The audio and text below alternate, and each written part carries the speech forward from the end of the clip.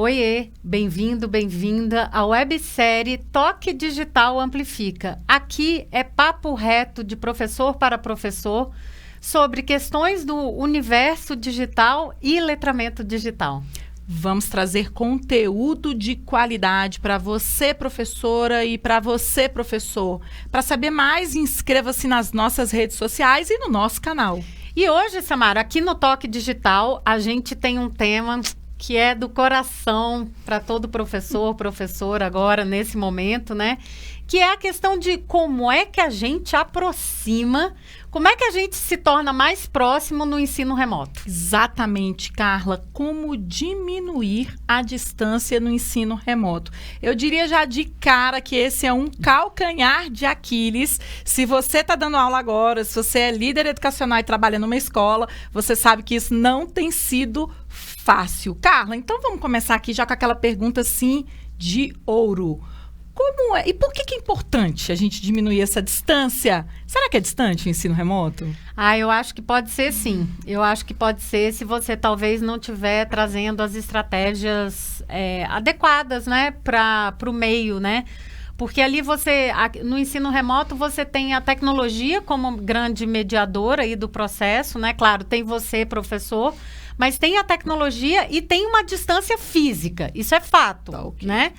Mas eu acho que no ensino remoto eu tenho... E foi o que realmente me cativou, Samara, quando eu comecei a trabalhar em ensino online, não remoto, como a gente tem agora, mas no ensino online. Quando eu comecei a trabalhar, eu me uni a um grupo de educadores que a gente brinca, que é o Woodstock, do EdTech, que era uma galera que estava aí no mundo inteiro, e que eles sempre trouxeram essa visão de que a tecnologia, o que eles chamavam de high-tech e human tech, né? Uhum. Assim, high touch, human touch, sabe? Perfeito. Então, eles traziam sempre essa coisa de que sim, a tecnologia pode aproximar e pode conectar. E foi a partir daí que eu senti que, dependendo da forma como você faz essa intermediação e essa mediação, você sim tem excelentes resultados de esse sentimento de proximidade e pertencimento. Uau! Sensacional, Carla. E é o seguinte, eu acho que eu já vou começar com um exemplo. Tá, aqui. Vai lá. Então, hoje eu tive uma experiência incrível de como é importante a gente tentar diminuir essa distância que a tecnologia nos provoca, e no caso a condição sanitária também aí tem nos provocado. Mas isso pode acontecer em qualquer outra época da nossa vida, né, Carla? Porque os estudantes já ficaram em casa em outros momentos e a gente também. Hoje minha filha chegou chorando de uma aula e eu vou contar para vocês o que a professora fez para mostrar como é que o ensino remoto pode ser de pertinho. Eu tô até arrepiada. Gente, é sensacional. Olha, educador e educadora, vocês, olha, eu sempre brinco assim, são vocês que vão salvar a educação. É você, professor, e é você, professora, que tá lá na ponta. Ela chegou e me falou assim, mãe, olha que legal o que a professora fez. Ela disse que a gente voltou para casa agora, porque a gente tá num período que teve um novo lockdown, e ela se colocou à disposição para conversar com os alunos que, por alguma questão dessa de voltar para casa, estejam se sentindo muito tristes. E aí diz que a professora se emocionou e falou, no ano passado eu tive muita dificuldade de me adaptar, eu precisei procurar ajuda psicológica, cheguei a tomar remédio, então eu sei que vocês podem estar aí do outro lado da telinha não se sentindo tão bem assim. Então, se vocês quiserem conversar sobre isso, eu vou ficar hoje no final da aula.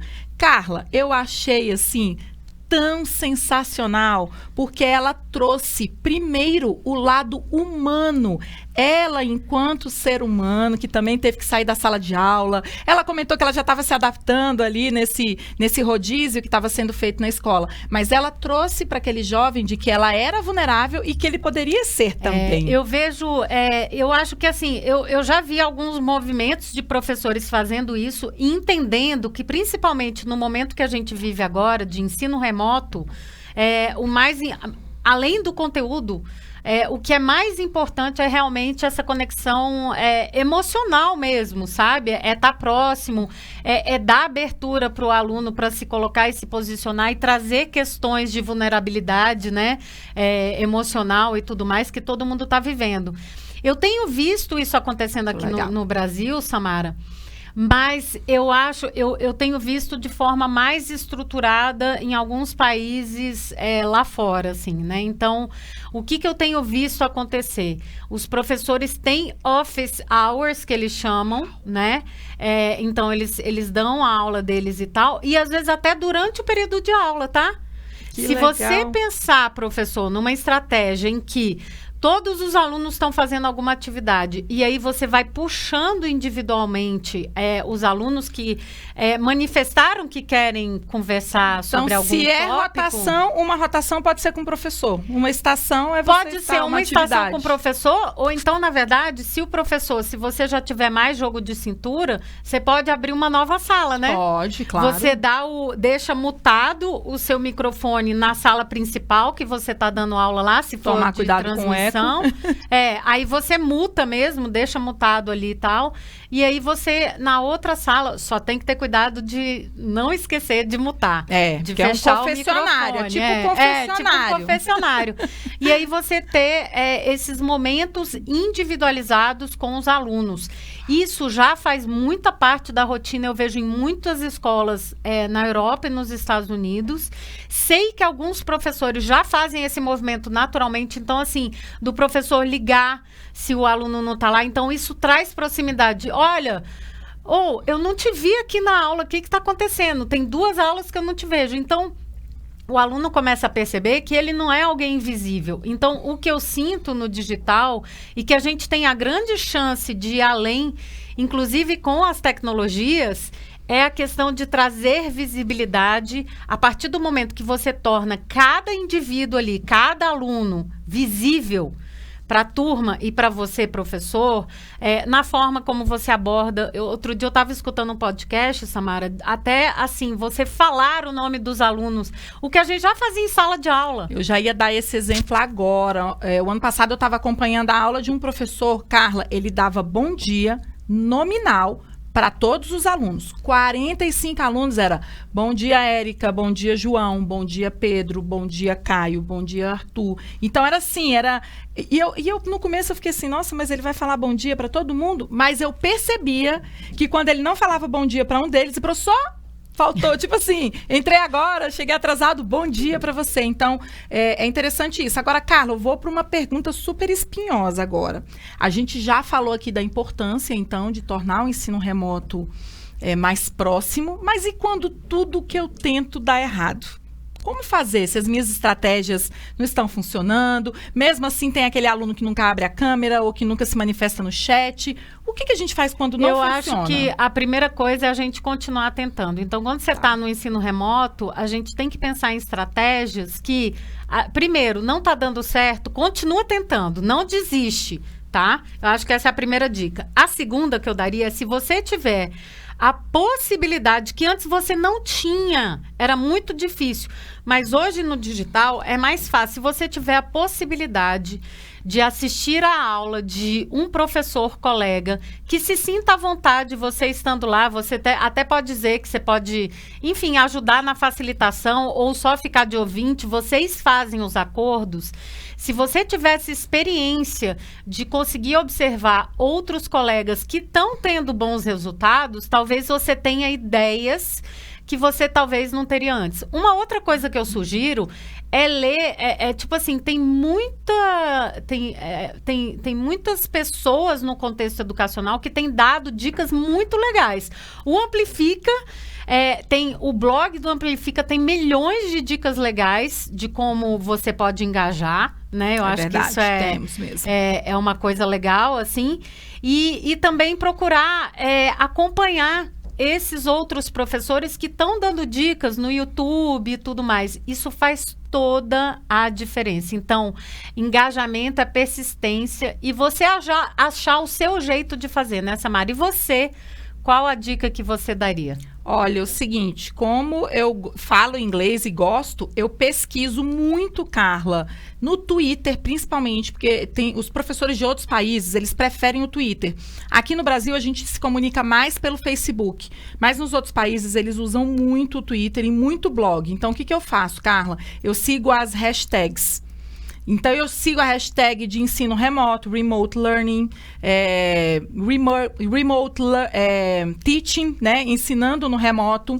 Então, eu vou acompanhando essas hashtags. Quando eu vejo uma chamada assim, olha a estratégia que eu usei com os meus alunos e como eles se comportaram. Aí eu corro, clico no blog para poder ler que estratégia aquele professor usou para poder utilizar nas minhas aulas remotas. Então, teve uma sensacional que eu aprendi. A gente já usou várias vezes, Carla, que foi a da foto da janela. Eu aprendi isso com um professor. Ele estava fazendo uma aula logo no começo da pandemia e o que ele pediu foi para os alunos, eles não estavam abrindo a câmera ainda, ele pediu assim, tá, mas então tira uma foto da sua janela, da visão da sua janela aí agora, para eu ver como é que tá a rua ou como é que é o seu redor. Gente, foi sensacional e nós fizemos isso, inclusive com professores, com adultos, com colegas de trabalho. Tem funcionado muito bem porque aproxima, nós estamos praticamente dentro da casa das pessoas agora e eu acho que a gente tem que pensar nisso.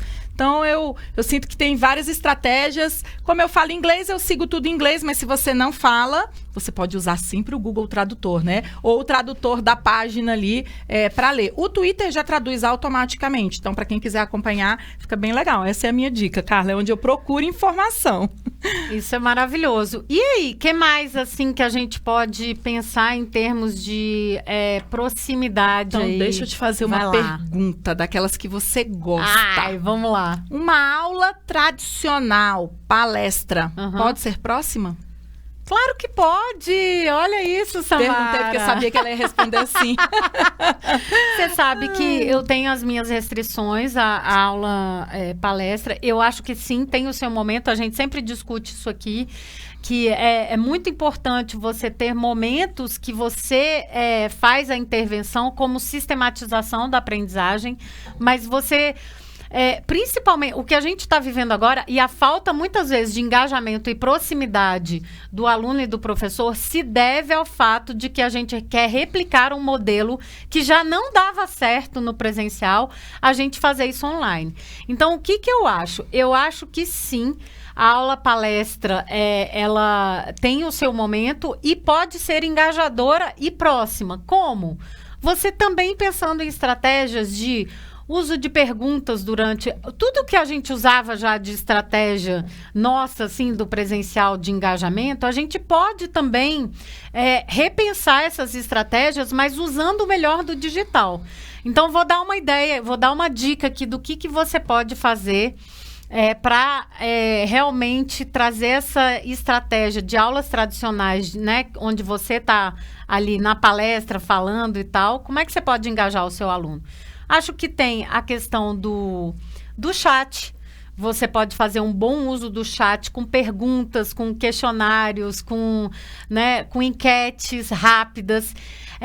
Eu também uso uma estratégia que me facilita muito quando eu tô falando um pouquinho mais de tempo. Vamos fazer agora aqui comigo? Para tudo. Para tudo, eu faço isso assim, para tudo e peço para todo mundo levantar a mão. Agora eu quero você olhando aqui para mim, nos meus olhos.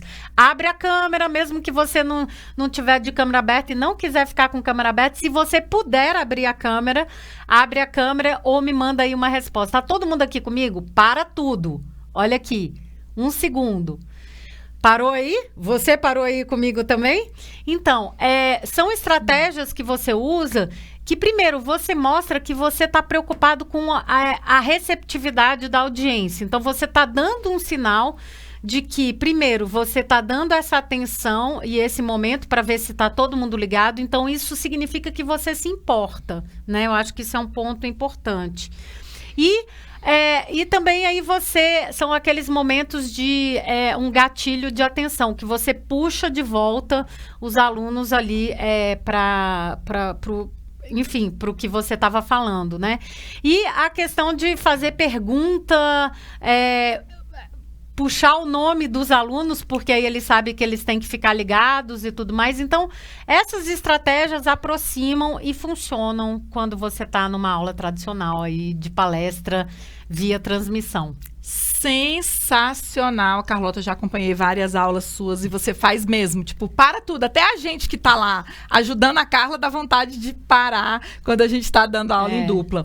Carla, agora vamos falar um pouquinho de plataforma, de momentos assíncronos, porque isso também é uma coisa que não vai acabar na educação, com pandemia, sem pandemia, o uso de plataformas para a educação, ela vai permanecer, até porque os alunos também agora entenderam que eu posso entregar, né, as atividades que ele tinha para fazer por meio de uma plataforma. Então, a gente acredita muito que isso vai continuar aqui. Como eu posso fazer o desenho ali instrucional da minha plataforma de maneira também a me aproximar, né, do meu aluno? Como é que eu faço também para conversar com o aluno em plataforma? Eu sei que você é uma mega especialista nisso, que você faz há muitos anos. Tem algumas estratégias aí. Eu uso assim, eu acho que tem algumas... Depende do seu contexto, né? De plataforma, o que você está usando e como é que você aproxima, né? Então, por exemplo, se eu tenho a possibilidade de ter algum sistema, ou às vezes da escola de comunicação, ou até mesmo o WhatsApp, porque em algumas escolas, até por causa da pandemia, isso é permitido. Então, eu tenho a conversa mais fluida pelo WhatsApp e eu estruturo o conteúdo, as dinâmicas e tal, em uma plataforma que a gente chama de LMS, né? O Learning Management System. Então, isso é uma forma. Então, eu faço provocações muito ali no SMS, no WhatsApp e tudo mais, no sistema que você tiver. E ali, na plataforma, eu organizo essa trilha de aprendizagem. Uma outra ideia que eu adoro e que super aproxima, assim, é o seguinte, é você ter um lounge. Eu gosto de nomes bonitos aí. Eu ponho um lounge, eu ponho um nome... Enfim, praça, ela chama de praça. Pode ser praça, pode ser o rolezinho, pode ser o que você quiser chamar ali desse espaço, né? E aí, que ele é separado da parte de conteúdo. Então, é a parte social. Então, no ambiente digital, quando você está montando a sua plataforma, pense em formas de ter essa praça, esse lugar público que seja o ambiente social de comunidade, de construção de comunidade. Porque eu acho... E de encontros, né? E de encontros, porque... Você estava fazendo a pergunta sobre como é que a gente aproxima no remoto.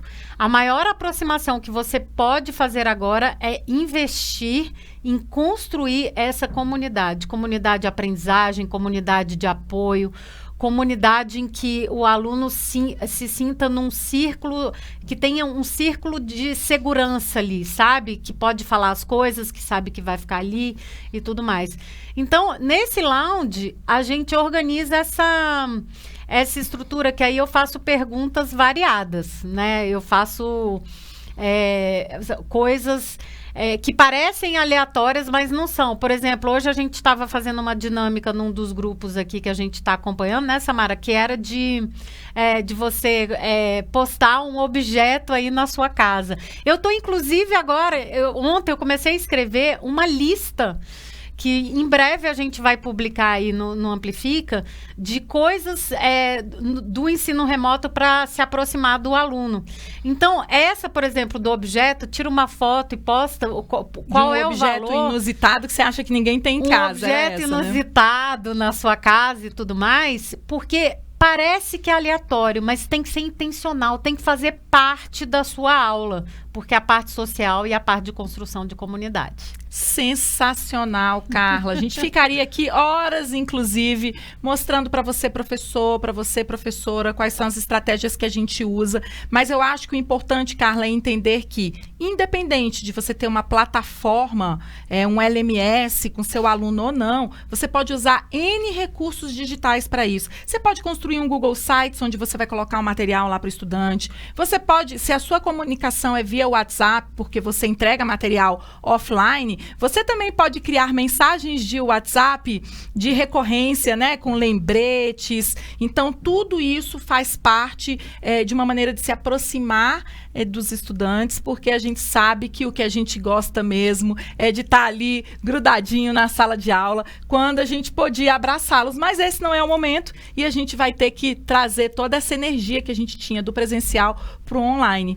Combinado, Carlota? Combinado. E, bom, se você curtiu o toque digital aqui do Amplifica, clica aqui, dá um like, chama os amigos e vem junto, porque a gente tem muito para compartilhar com você aqui.